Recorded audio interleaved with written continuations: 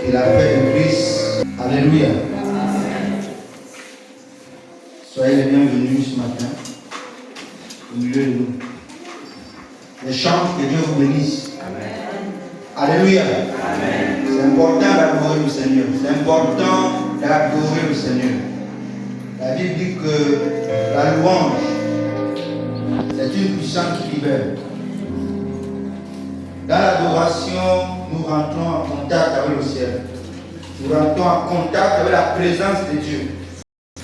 C'est important d'adorer le Seigneur. C'est important d'adorer le Seigneur. Si nous vivons, c'est pour le Seigneur. L'apôtre Paul pouvait dire que ce n'est plus moi qui vis, mais c'est Christ qui vit en moi. Donc si nous vivons de nos jours, c'est pour adorer le Seigneur. Pour ceux qui ont donné leur vie au Seigneur, bien sûr, on n'a pas autre chose à faire, ce n'est que adorer le Seigneur. Parce que notre vie, c'est une vie d'adoration. Est-ce que tu peux dire Amen? Amen. Notre vie, c'est une vie d'adoration. Nous reconnaissons que Dieu est tout pour nous. Dieu est. Et ce matin, je tiens à t'encourager. La Bible dit que nous ne combattons plus pour la victoire, parce que nous sommes dans la victoire. Jésus a tout payé à la croix. Il a arraché la clé à Satan, au diable. Il est hors de question que nous soyons des hommes qui ont peur devant la diversité. Il nous a donné le pouvoir de marcher sur les serpents et les scorpions et sur la puissance de l'ennemi, et rien ne peut nous nuire. Est-ce que tu as reçu ce pouvoir? Frère, il faut que tu te réveilles un peu. Il faut que tu te réveilles un peu. Nous avons le pouvoir. 1 Jean 1 verset 12. À tous ceux qui l'ont reçu, elle a donné le pouvoir de devenir enfant de Dieu. Nous avons reçu le pouvoir. Le pouvoir nous vient du ciel, pas d'un homme, pas d'un ganga, ou je ne sais pas, un rosicrucien. Le pouvoir nous vient du ciel. Le pouvoir nous vient du ciel. Et nous sommes dans la victoire. Est-ce que tu crois à ça ce matin? Frère, si tu n'es pas convaincu que tu es dans la victoire, avant de sortir d'ici, viens me voir, On va prier avec toi. Nous sommes dans la victoire. Nous avons la victoire. Mais je ne comprends pas les chrétiens aujourd'hui. Nous avons la victoire. Sauf si tu n'as pas vraiment donné ta vie à Jésus. Je te le dis. Nous avons la victoire. La victoire. La Bible dit que nous sommes des dieux. Nous avons le dépôt de Dieu en nous. Nous avons le dépôt de Dieu en nous. Nous avons le pouvoir.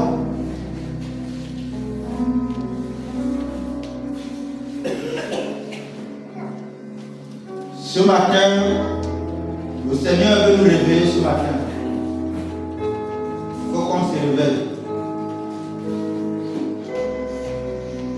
Nous allons prendre nos Bibles dans Psaume 27.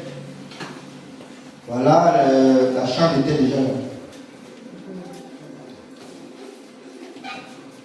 Gloire à Dieu. Psaume 27, verset 1. On va lire pour nous tous. Pour honorer le Seigneur. L'Éternel est ma lumière et mon salut. Qui aurais-je crainte? L'Éternel est mon soutien de ma vie. Et qui aurais-je peur? Alléluia. Que Dieu bénisse sa parole. Asseyez-vous. Merci Nous parlons ce matin de la peur. Le terme de ce matin, c'est la peur. La peur. Il y a plus de 60 versets dans la Bible qui parlent de la peur. Il y en a plus. La peur. Et dans la peur positive, la peur négative. Et ce matin, nous voulons écouter l'essentiel. La peur. C'est quoi la peur? La peur ici, c'est la crainte. La crainte, frayeur, émotion pénible qui produit par l'idée ou la vue danger. C'est ça la peur. C'est la crainte, la frayeur, émotion pénible qui produit par l'idée ou la vue d'un danger. La peur. Nous allons voir 4 vérités parmi tant d'autres. Plus qu'aujourd'hui, les chrétiens ont perdu cette capacité de retenir que nous avons reçu le pouvoir. Et chaque jour, le chrétien passe du temps dans la peur. Dans la peur. La peur d'agir. La peur de démarrer. La peur. Et les disciples de Jésus étaient dans cette dimension de la peur. Et Jésus était obligé de les recadrer. Donc le premier point ce matin que nous voulons voir, c'est simplement la peur nous conduit au manque de foi. La peur nous conduit au manque de foi. Nous allons lire Matthieu chapitre 8, le verset 26. Matthieu chapitre 8, verset 26. On va lire.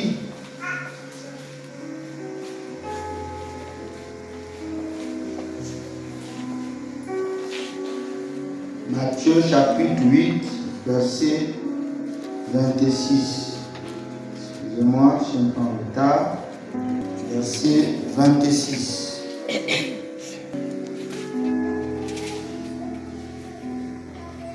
Ici, c'est Jésus qui parle. Il leur dit, pourquoi avez-vous peur, gens de peu de foi? Alors il s'éleva, menaça le vent et la mer, et il y eut un grand calme. Alléluia. Amen. Amen, amen. Il était avec ses disciples dans la barque. Il traversait le fleuve. Et après, il y a eu un mouvement de la mer.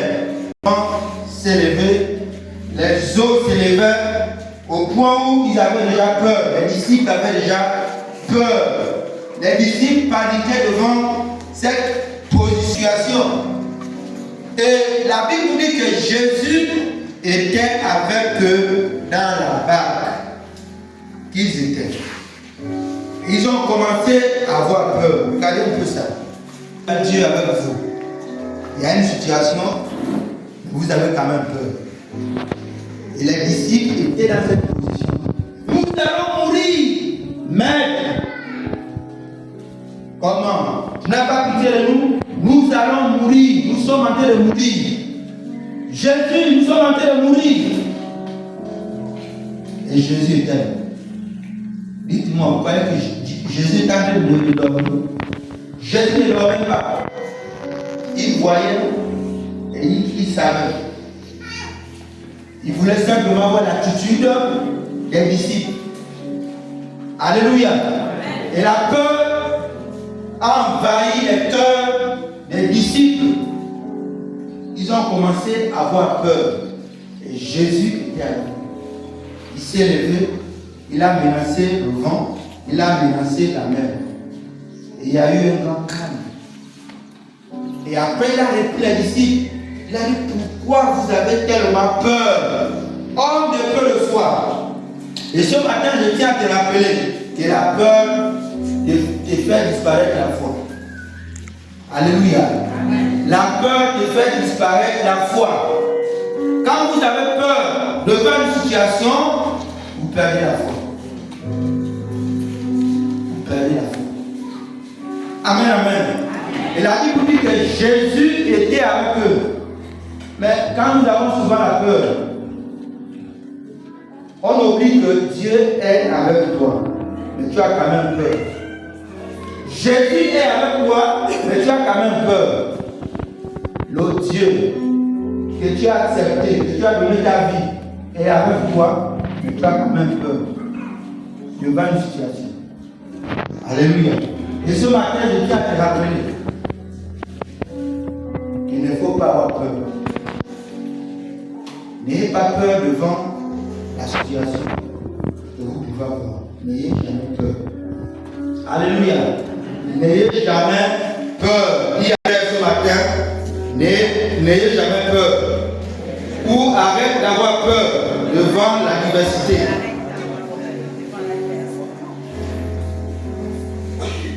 Nous allons mourir. Et c'est ce que nous sommes. Quand le palu nous attaque là, il y a des gens qui commencent à voir la mort parce qu'il est malade. Pour lui, il voit déjà la mort. La nuit, quand il dort, il voit déjà la mort. Il y a d'autres, quand il dort la nuit, il a toujours la pensée de voir quelqu'un devant lui. Et puis il a peur. Le sommeil part. C'est l'insomnie maintenant. Toute la nuit, c'est l'insomnie. Quelques-uns en forêt. Dès que l'oiseau, voilà, il parle, l'oiseau fait des mouvements, c'est déjà la peur. On commence déjà à avoir peur. On commence déjà à avoir peur. Mais comment un enfant de Dieu peut avoir peur? Alléluia. La peur. Et nous avons tellement peur. Amen, amen. Amen, amen. Amen. Avant d'attaquer le deuxième point, frère, souvent on a peur de choses qui peuvent tuer notre vie chrétienne et notre âme. Mais Dieu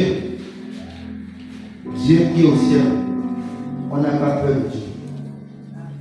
Nous avons souvent peur des choses périssables, des choses que nous avons laissées. Ces choses-là, on respecte. Mais Dieu qui est au ciel, on ne le respecte pas.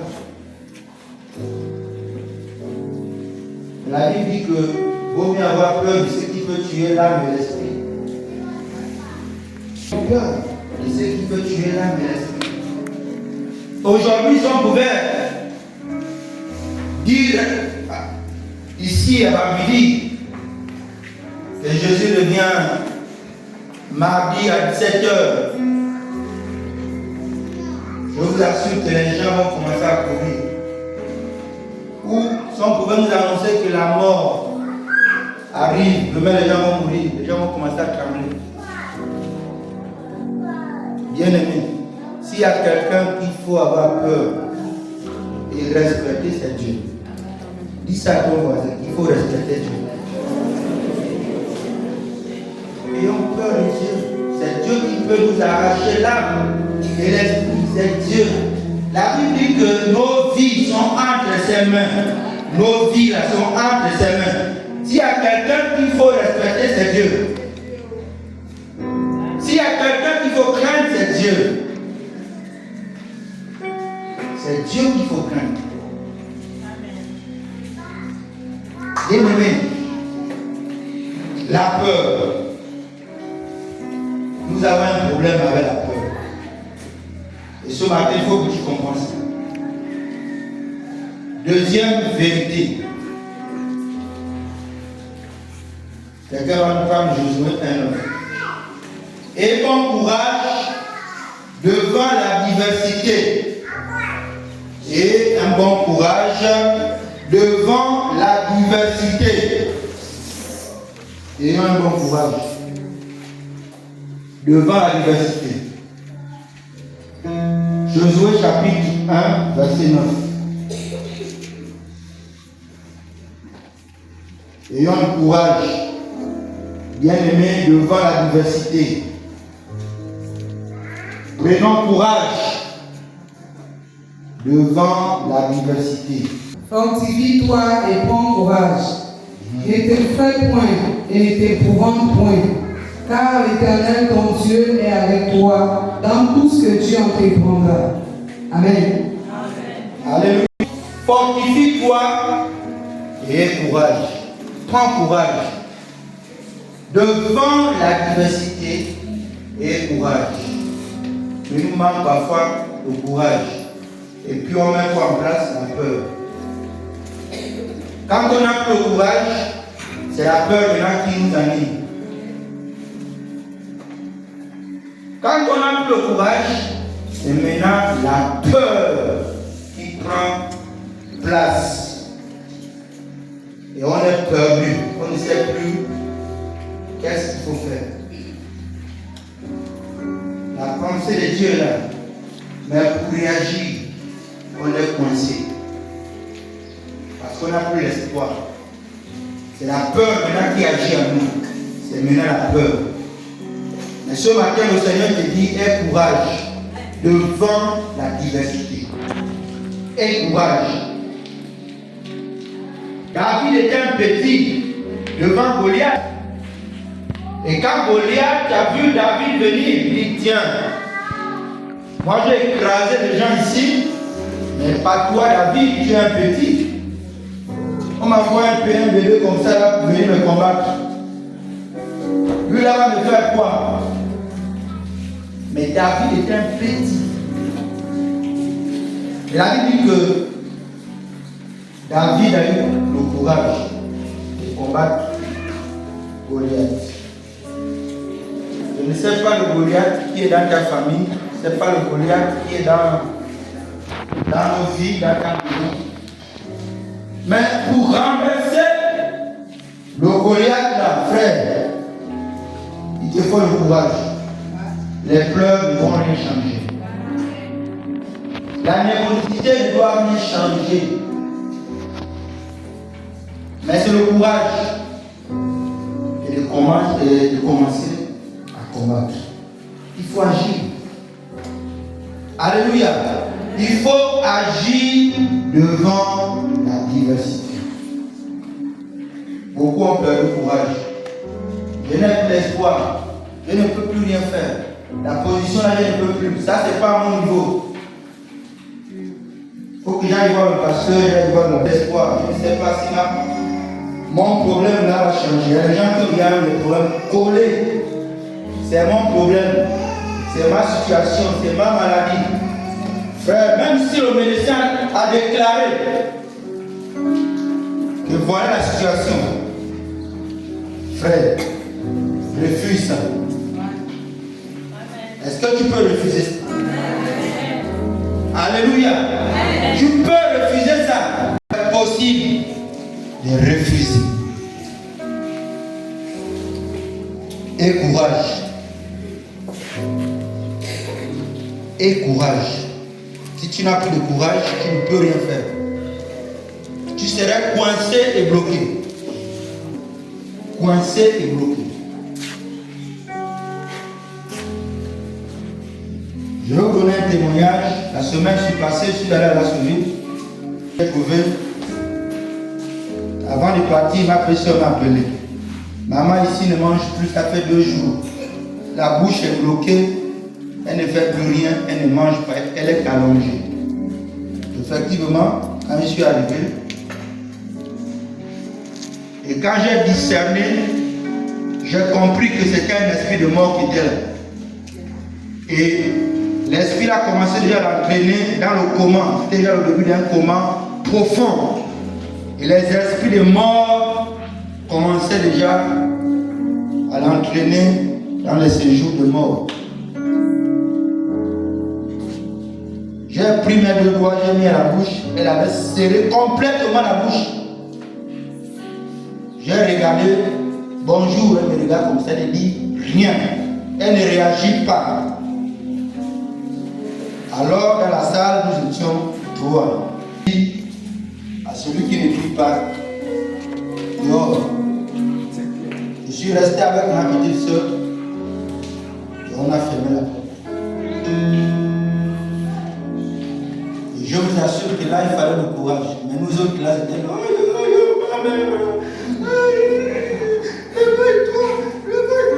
nous autres, là, on devait se récupérer. Je n'ai pas fait ça. J'ai regardé, je dis même. J'ai regardé au ciel, j'ai regardé à terre. Je dis Seigneur, bon là, c'est mon accord. Et j'ai pris le courage. Je posais la question à Bessou, tu as eu l'onction? Elle dit oui. Je dis va chercher l'onction. Elle a eu l'onction. J'ai pris. J'ai versé la tête tout le corps. Je commençais à foutre l'onction. J'ai dit allez, l'esprit est mort. Tu libères cette femme. Au nom de Jésus, tu libères cette femme. J'ai pris ma bouche, j'ai mis à l'oreille. J'ai crié, je l'ai appelé avec son nom. Reviens, ce n'est pas le moment. J'ai prié avec elle pour les minutes qui suivaient. 30 minutes après, j'ai dit à la personne ouvre la bouche. Elle a ouvert la bouche. Elle a ouvert les yeux. On l'a soulevée, assise. Maman, c'est comment? J'ai dit à la personne, amène la bouche. Laver. Allez, la purée. Elle a fait la purée. Il a commencé à manger. Une semaine après, j'ai appelé. Là-bas, c'est comment? Elle dit, grand frère, ça, je n'ai jamais vu ça. Dieu est avec toi. Parce que maman a repris le sens de sa vie, c'est-à-dire tous les sens, elle a repris. Même les comprimés qu'elle ne prenait plus, il fallait forcer. Aujourd'hui, elle prend ça. J'ai eu le courage. Nous avons le pouvoir. Nous avons le pouvoir. Mais on a un problème, c'est la peur. Pourquoi tu as tellement peur?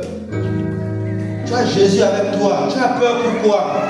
Pourquoi tu recules devant les situations? Tu recules pourquoi?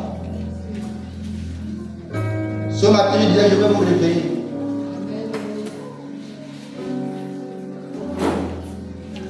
L'année surpassée, on a une fille, sans rien la souvenir. Elle avait dépassé la date de l'accouchement. Après le culte, j'ai marché. Elle m'a appelé. Ancien, viens d'abord. Elle dit là, je ne comprends pas. J'ai déjà 2 semaines de plus. La logique est que l'enfant devait déjà venir. J'ai dit, ah bon? Oui. Il dit, ok, tu as lu l'onction? Oui, amen. J'ai pris l'onction, j'ai frotté sur ma main. Et puis j'ai commencé à imposer son ventre. J'ai rappelé à Dieu. J'ai dit, il est écrit que la femme enfantera avec couleur, mais pas avec les troubles. J'ai rappelé à Dieu simplement cette parole. J'ai prié. Après avoir prié, j'étais convaincu de cette prière. Et après, j'ai dit à ma fille, j'ai dit, bon, l'accouchement là, c'est prévu pour vendredi. Elle s'est mariée, mais pourquoi vendredi? J'ai dit, c'est ce que Dieu m'a dit. C'est prévu pour vendredi. Nous étions à dimanche, on a prié. Lundi, mardi, mercredi, jeudi. Vendredi, l'heure a sonné, ça a commencé. Je vous dis ce qui est authentique. Elle arrive à la Souvine, travaille. L'infirmière regarde, dit, mais Ça c'est compliqué, je fais comment? Dieu était là, l'accouchement était difficile. Elle a accouché. Elle a accouché sans problème.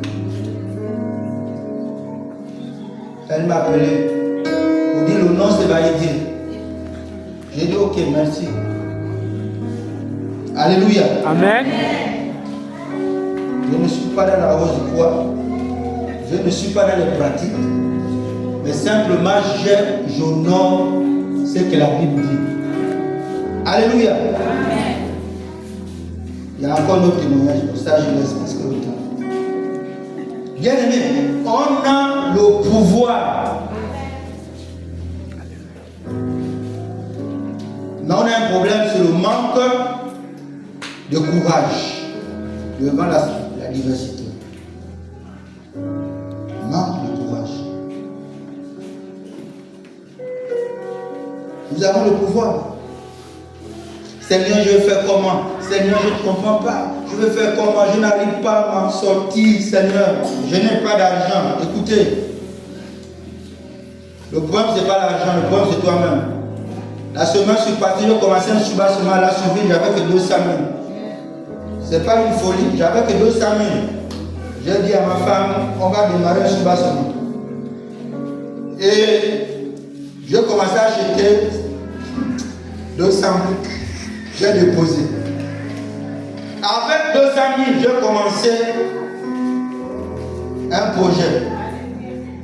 Les amis, on a un problème sur le courage. Dis à ton ami, le problème c'est le courage.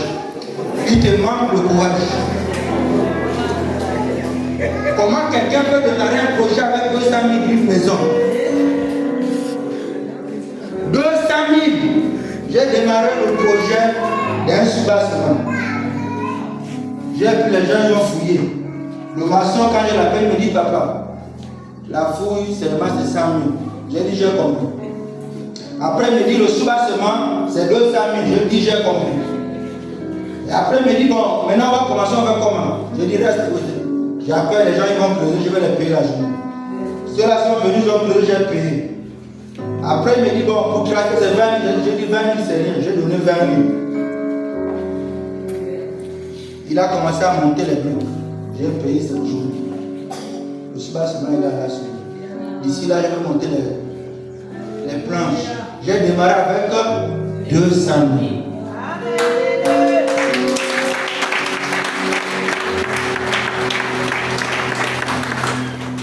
Je n'ai pas d'argent.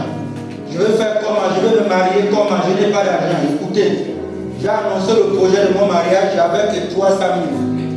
Et mon frère a commencé à dire que toi tu es fou quoi. J'ai dit oui, j'ai que 300 000, mais je vais me marier, j'ai donné même la date. J'ai donné la date, j'avais que 300 000. Ils sont venus, ils ont mangé, ils ont bu. Le gâteau était même ici là. Ils m'ont regardé, tu fais comment? Beaucoup n'ont même pas cotisé. Oh, c'était trop juste. Il fallait vous annoncer un an avant. Le courage. On a le pouvoir. Il nous manque le courage. Je vais me marier, 1 an passe, 2 ans, 3 ans, 4 ans. Je vais construire 1 an, 10 ans, 20 ans, 30 ans, 40 ans. Et la retraite arrive et les petits 3 millions qu'on donne là, on part bousiller tout pour la maison. Après, maintenant, on commence à travailler vers la fin. Comme quelqu'un qui n'a jamais travaillé, 30 ans de boîte. Durant les 30 ans, il avait l'argent, il manquait le courage. Nous avons tout avec nous. Nous avons tout avec nous. Il manque le courage.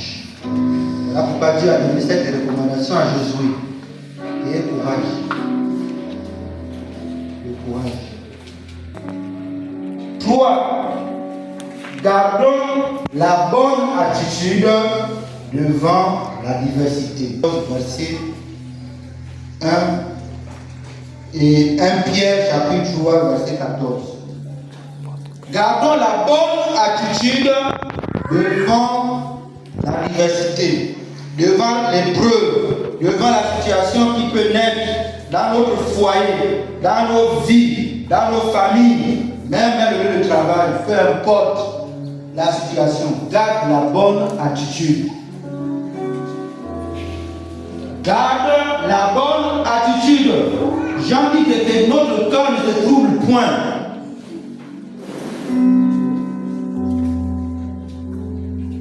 On ne panique pas devant la situation. Et parfois on pense que là, c'est fini pour moi. Ma vie est finie. Qui t'a dit que c'est fini? Qui t'a dit que c'est fini? Gardons la bonne attitude. Dis à ton ami, garde la bonne attitude.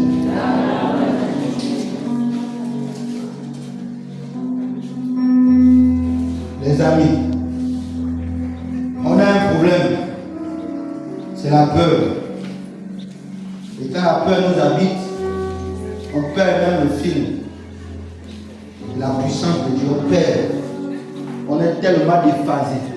Et parfois on commence à réfléchir comme les païens, on commence à réfléchir comme quelqu'un qui n'a pas Dieu en lui. N'ayez pas peur.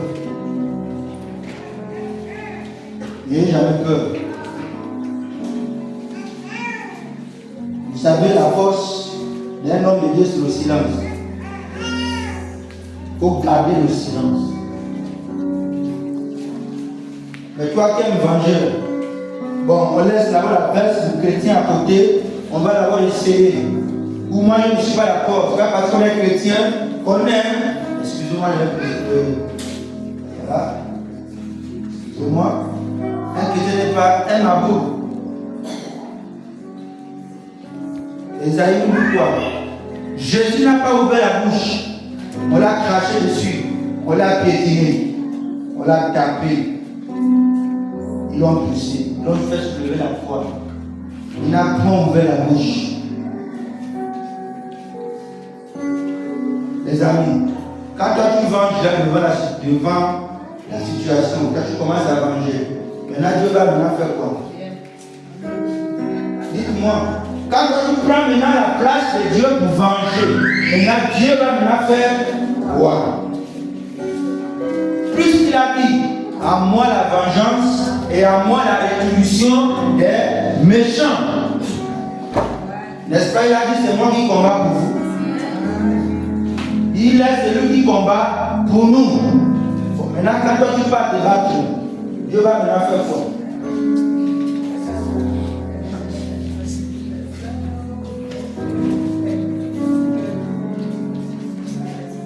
Garde la bonne attitude. Ne combat pas à la place de Dieu. Ne réagis pas à la place de Dieu. Laisse Dieu agir.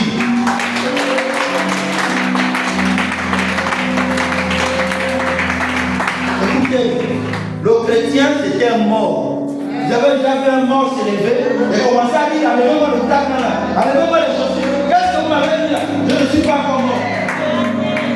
Vous avez déjà vu un chrétien, un mort s'élever comme ça? Jamais. Le chrétien c'était un mort. Pourquoi le chrétien est mort? Parce qu'il compte sur Dieu. Souvent nous amène à midi pour nous baptiser. Je suis mort et ressuscité avec Christ pour marcher en nouveauté de vie. Après là, chaque jour, nous sommes seuls là. Moi, je ne fais pas ça. Moi, je ne suis pas d'accord avec ça. Moi, je ne suis pas d'accord avec ça. Moi, je ne fais pas ça. Moi, je ne suis pas d'accord avec ça.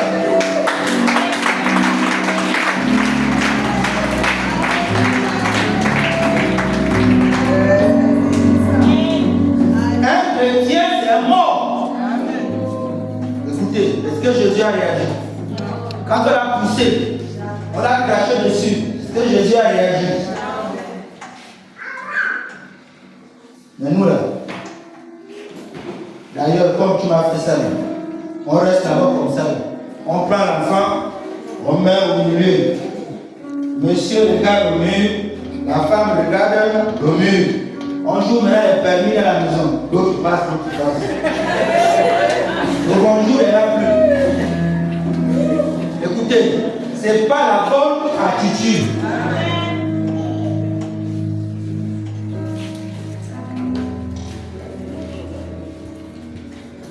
devant les situations, on garde la bonne attitude. Mais pour garder la bonne attitude, il faut avoir le courage d'accepter que mon frère a péché contre moi ou mon parent m'a lâché contre moi. Je garde la bonne attitude. Je n'ai pas besoin de réagir. Je n'ai pas besoin de prendre une position. Je n'ai pas besoin de me lever. J'entends la volonté de Dieu. Amen. Amen. C'est ce matin-là, il faut que ça change. Quand les situations, levons-nous dans la prière, dites à Dieu, ça là, c'est ton problème parce que moi je n'ai pas de force. Seigneur, je m'abandonne à toi. Prends le plein contrôle de cette situation. Les frères, t'entends la réponse. Tu gardes le calme. La suite. Vous allez voir seulement la suite. Donc, Jean nous dit ce matin de ne pas se troubler. Descends de là où tu es. Il faut descendre. Et laisse la volonté de Dieu s'accomplir. Car pour terminer, croire à la fidélité de Dieu. Il faut croire à la fidélité de Dieu. Luc 12, verset 32. Il faut croire à la fidélité de Dieu. Qu'il agira. Dieu est fidèle, comme on a chanté ce matin. Merci les chants. Dieu est fidèle. Il honore sa parole. Il honore sa parole. Il a dit, voici les miracles qui accompagnent ceux-là qui auront cru. À mon nom, ils chasseront le fil de l'ennemi. Voilà. Et tout ce qui suit. Dieu est fidèle. Il est fidèle. Est-ce qu'on peut croire à la fidélité de Dieu ce matin? Alléluia. Dieu est fidèle.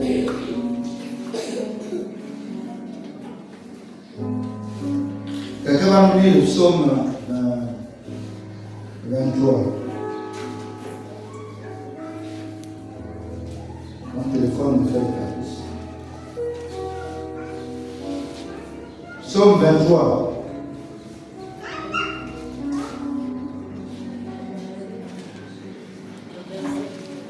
Le verset, il faut lire tout le verset. 23. Ouais.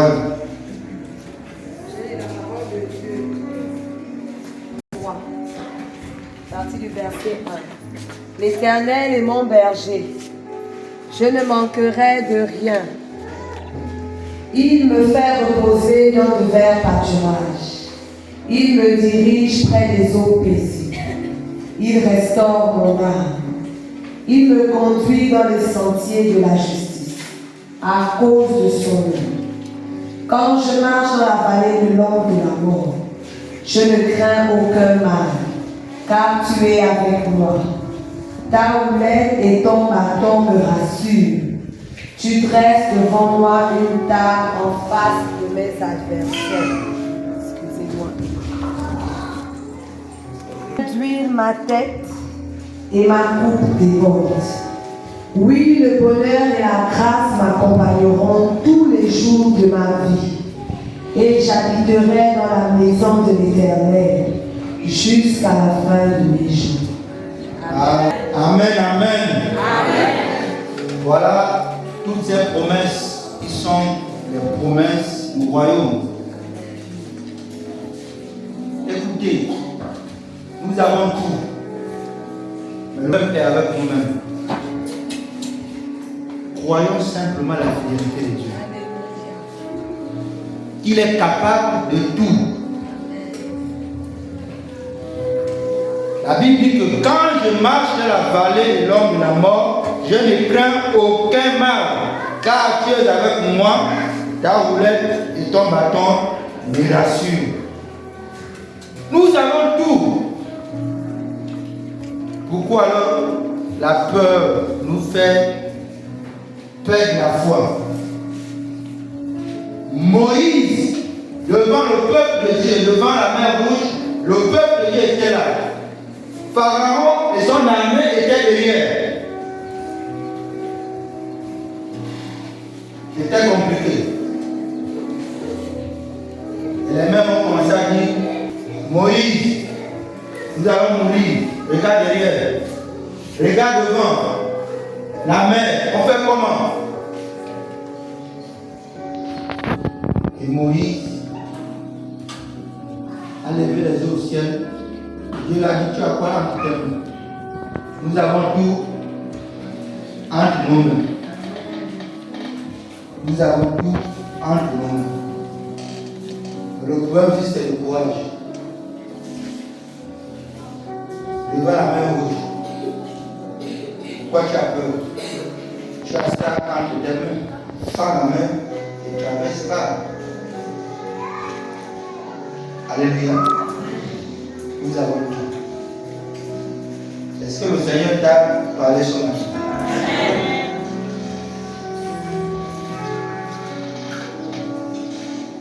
Que Dieu nous bénisse.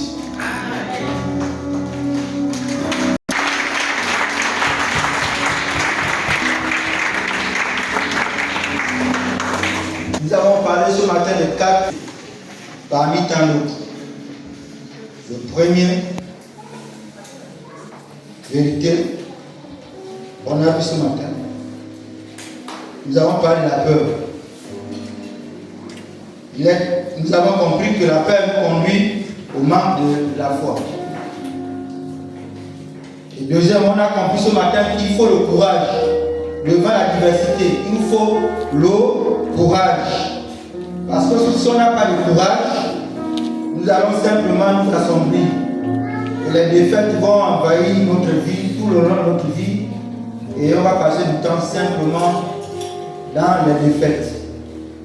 Ayons le courage. 3. Gardons la bonne attitude devant la diversité. Au lieu d'avoir peur, il faut garder la bonne attitude. Et 4. On a appris ce matin qu'il faut croire à la fidélité de Dieu. Il faut croire simplement à la fidélité de Dieu qu'il agit. Et ce matin, la Bible dit que la parole de Dieu ne sort pas n'importe comment. Elle sort parce qu'il y a un besoin au milieu de son peuple. Toi qui es arrivé là ce matin, certainement quand tu dors la nuit, tu vois quelqu'un debout et tu as peur. Tu lèves ta main. Il y a une situation dans ta vie et que tu n'arrives pas à t'en sortir. Tu as peur. Tu ne sais pas comment commencer. Agir. Tu lèves simplement ta main. Là où tu es. Et le Seigneur va pouvoir t'aider. Vous avez une situation qui vous dépasse au point où vous avez peur. Où il y a des gens qui ont souvent peur. Quand tu es en forêt, petit mouvement, tu sens la chair d'épaule et c'est la peur qui t'envahit. Tu es là, tu lèves simplement ta main. Alléluia. Et le Seigneur va pouvoir t'aider. Toi qui as peur, souvent vous avez peur. La peur souvent vous habite. Même pour démarrer un projet, vous avez peur. Vous ne savez même pas comment faire. Vous avez soit, il faut soit beaucoup d'argent, et la peur vous envahit. Vous levez simplement votre main, le Seigneur va vous aider ce matin. Alléluia. Levons-nous.